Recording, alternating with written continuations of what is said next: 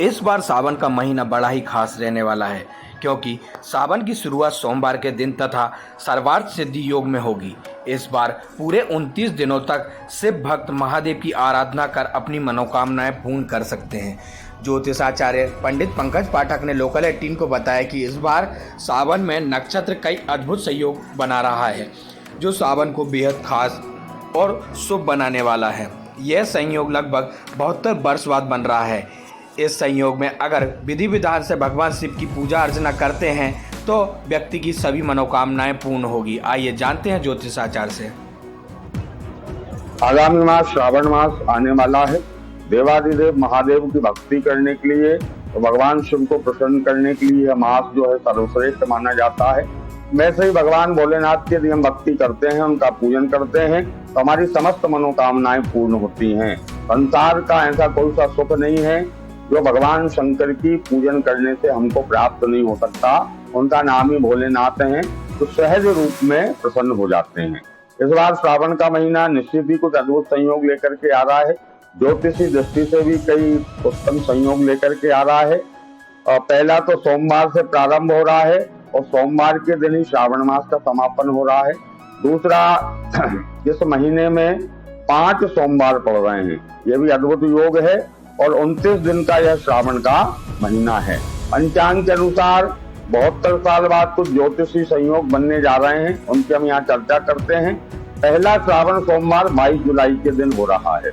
इस दिन श्रवण नक्षत्र में सिद्धि योग, रीति योग और सर्वार्थ सिद्धि योग पड़ रहा है। इस प्रकार के उत्तम योगों में श्रावण का मास प्रारंभ होने जा रहा है और श्रावण का जो अंतिम सोमवार है, जो 5वां सोमवार है, वह 19 अगस्त के दिन पड़ने जा रहा है। उस दिन भी श्रवण नक्षत्र में सिद्धि योग है। तो यह श्रवण नक्षत्र और सिद्धि योग में प्रारंभ हो रहा है और श्रवण नक्षत्र सिद्धि योग में ही इसका समापन होगा। तो ऐसा योग 72 वर्ष बाद बन रहा है कि एक ही नक्षत्र और एक ही योग में श्रावण प्रारंभ हो रहा है और उसका समापन हो रहा है। इसके साथ ही सिद्धि योग तो है ही, आयुष्मान योग का भी निर्माण हो रहा है। श्रावण मास में हमको भगवान भोलेनाथ की भक्ति करना चाहिए। संभव हो सके तो पूरे 1 महीने तक मिट्टी के शिवलिंग, पार्थिव शिवलिंग बना करके उनका पूजन करें। पार्थिव शिवलिंग ना बना सके तो नर्मदेश्वर जो शिवलिंग रहता है उसका पूजन करें, या स्फटिक के शिवलिंग का हमको पूजन करना चाहिए। विधिवत दूध, दही, शहद, शक्कर, इत्र, गुलाब जल, अष्टगंध इत्यादि से भगवान को पृथक पृथक स्नान कराइए। स्नान कराने के बाद उनका रुद्र पाठ के द्वारा किसी ब्राह्मण के संयोग से अभिषेक करें।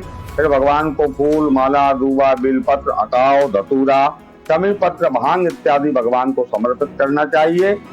इस प्रकार विधिवत भगवान का पूजन करने के बाद भगवान की जो विभिन्न स्तुतियां कही गई हैं, लिंगाष्टक है, रुद्राष्टक है, शिव तांडव कहा गया है, शिवाष्टक कहा गया है, इन स्तुतियों से भगवान को हम प्रसन्न कर सकते हैं।